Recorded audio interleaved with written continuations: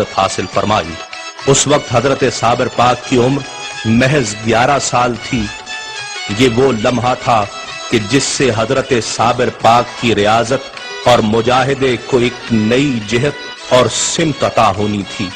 ये ख्याल करके कि किसी से मांगना आपकी आदत नहीं है, हजरत बाबा फरीदुद्दीन मसूद गंज शकर रहमतुल्लाह अलैह ने लंगर खाने में लंगर तकसीम करने की तमाम तर जिम्मेदारियां आपको सौंप दी। दरवेशों, मिस्कीनों और मेहमानों की खातिर मदारात औलियाए कामिलीन का शेवा रहा है। यही साबिर पाक खुद तो फाका कशी करते रहे और दूसरों को खाना खिलाते रहे। ये ख्याल कि मुर्शिद ने लंगर तकसीम करने का हुक्म दिया है, लंगर खाने का हुक्म नहीं दिया, सिर्फ ख्याल नहीं मेराज ख्याल है।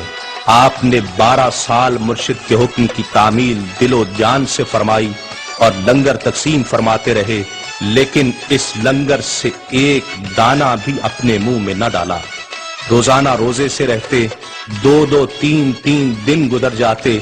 जब भूख की शिद्दत बर्दाश्त से बाहर हो जाती तो अफ्तार के वक्त जंगल की तरफ निकल जाते और फल और दरख्तों की पत्तियों से अफ्तार फरमाते और नमाज मगरिब के बाद फिर तकसीम लंगर की खिदमत पर हाजिर हो जाते। इस कदर रियाजत व मुजाहिदात किए कि एक लम्हा भी अपने जिस्म मुबारक को आराम न दिया और नौबत यहां तक पहुंच गई कि जिस्म लागर और कमजोर हो गया।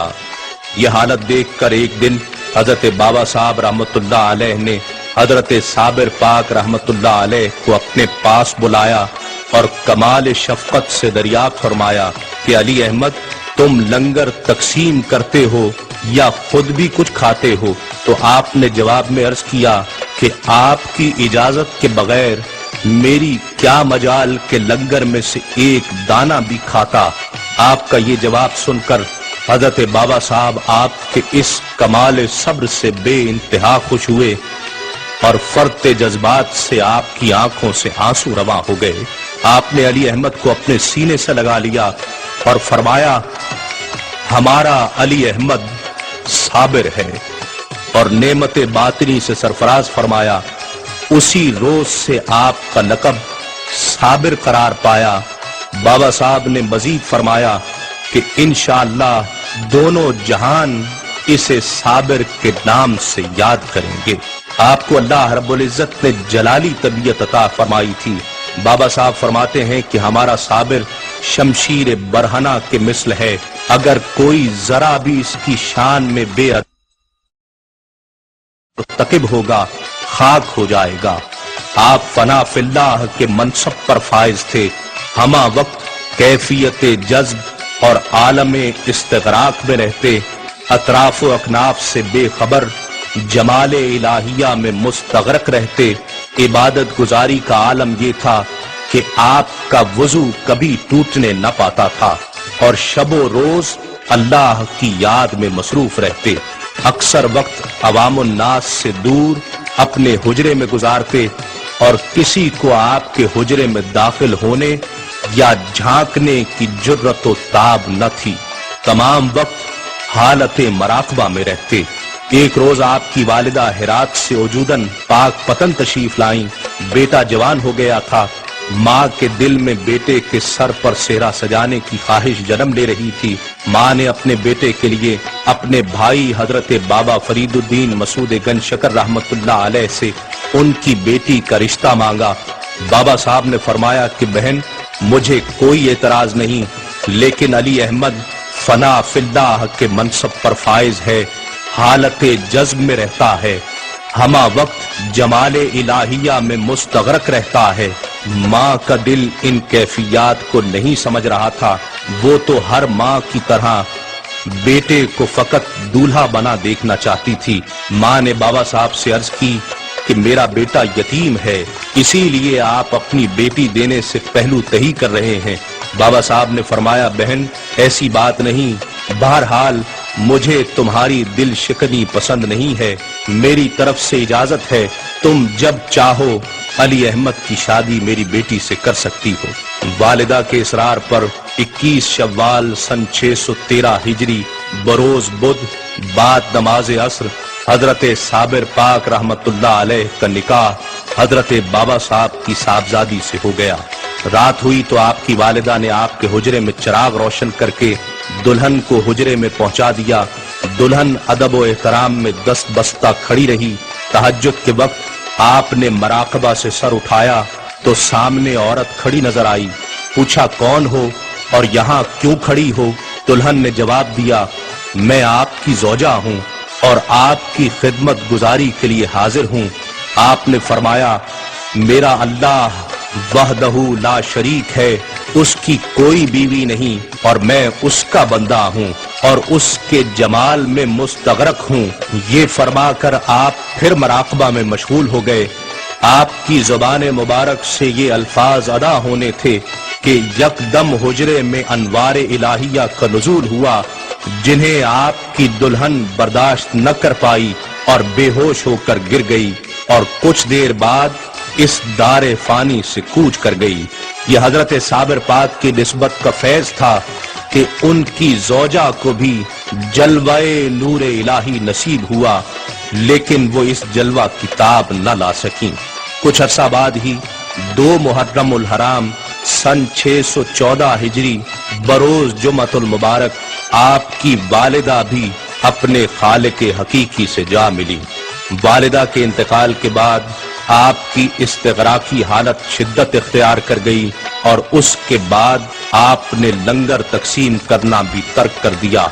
मकबूलान हक पर एक ऐसा मकाम भी आता है कि वो दुनिया और माफिहा से बेनियाज होकर अल्लाह की मोहब्बत में इस कदर वारफ्ता हो जाते हैं कि उनके पेशे नजर सिवाय अल्लाह के कुर्ब के और कोई मकसद हयात नहीं रहता। वालिदा के इंतकाल के बाद आप मुसलसल 9 साल का अरसा हालत इस्तिग़राक़ और आलम जज्ब में रहे। औलिया अल्लाह का आलम इस्तिग़राक़ इस कदर कवी होता है कि जिसे दुनिया की कोई ताकत खत्म नहीं कर सकती, क्योंकि ये कैफियत अपनी पैदा करदा नहीं होती बल्कि अता करदा होती है। 9 साल के इस्तिग़राक़ के बाद हजरत बाबा साहब रहमतुल्लाह अलैह आपके हुजरे में तशरीफ ले गए और आपके कान में 7 मरतबा कलमा शरीफ पढ़ा। साबिर पाक होश में आए। बाबा साहब ने अपने महबूब मुरीद को सीने से लगा लिया और अपनी कुलाह मुबारक पहनाकर सिलसिलाए चिश्त की खिलाफत से सरफराज फरमाया और आपको हिंदुस्तान के एक कस्बा कलियर में जाकर गुमराह इंसानियत की रुश्द व हिदायत का हुक्म दिया। आप मुर्शिद के हुक्म की तामील के तौर पर कलियर तशरीफ लाए और एक मकान में सुकूनत इख्तियार कर ली और याद इलाही में मसरूफ हो गए। अदायगी नमाज के लिए मस्जिद में तशरीफ ले जाते। असर की नमाज के बाद आपने जामे मस्जिद में दर्स व वाज का सिलसिला शुरू फरमाया। देखते ही देखते लोग आपके करीब होते चले गए। कलियर शहर के काजी का नाम तबरक था। वो खासा बाअसर मगर सख्त गीर इंसान था। हजरत मखदूम साबिर रहमतुल्लाह अलैह की शोहरत व मकबूलियत के किस्से उस तक भी पहुंच चुके थे। वो तबन हासिद किस्म का इंसान था। हजरत की शोहरत उसे एक आंख न भाई तो उसने रईस शहर से मुलाकात की और उससे कहा कि इन बुजुर्ग की शोहरत व मकबूलियत आपके इक्तिदार के लिए किसी भी वक्त खतरा बन सकती है। इस तरह आपके और कलियर के अवाम के दरमियान मखदूम साबिर हाइल हो जाएंगे। आप कुछ कीजिए। रईस शहर काजी की बातों में आ गया। उसने मखदूम साबिर के खिलाफ साजिशें शुरू कर दी जिनमें काजी तबरक पेश था। कलियर के लोग इस साजिश का शिकार हो गए। वो वैसे भी रईस शहर से बहुत डरते थे। चुनाचे उन्होंने हजरत साबिर पाक रहमतुल्लाह अलैह से दूरी इख्तियार कर ली।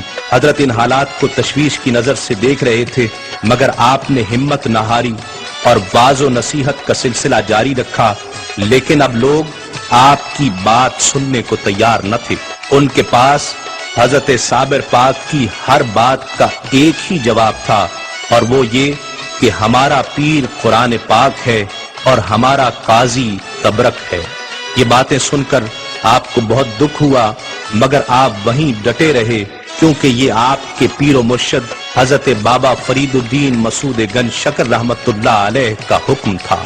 ایک روز رئیس شہر آپ کو آزمانے کے لیے آپ کی خدمت میں حاضر ہوا اور کہا کہ میری ایک بکری کہیں گم ہو گئی ہے، اگر آپ اس کا پتہ بتا دیں تو میں آپ کا معتقد بن جاؤں گا۔ حضرت نے فرمایا مجھے تمہارے اعتقاد سے کوئی غرض نہیں، لیکن اگر تم میری آزمائش کے لیے آئے ہو تو لو اللہ کی قدرت کا تماشا دیکھو۔ یہ کہہ کر آپ نے با آواز بلند کہا کہ رئیس شہر قیام الدین کی بکری کس کس نے کھائی ہے، وہ فوراً یہاں آ جائیں۔ آپ کی زبان سے یہ الفاظ ادا ہونے ہی تھے کہ 27 آدمی حیران و پریشان آپ کی خدمت میں حاضر ہو گئے۔ آپ نے قیام الدین کو حکم دیا کہ اپنی بکری کو آواز دو۔ اس نے تعمیل کی تو ان تمام آدمیوں کے شکم سے بکری کی آواز آنے لگی۔ آپ رئیس شہر کی آزمائش پر پورے اترے تھے، اسے آپ کا معتقد بن جانا چاہیے تھا، مگر اس نے ایسا نہ کیا۔ در پردہ اسے قاضی شہر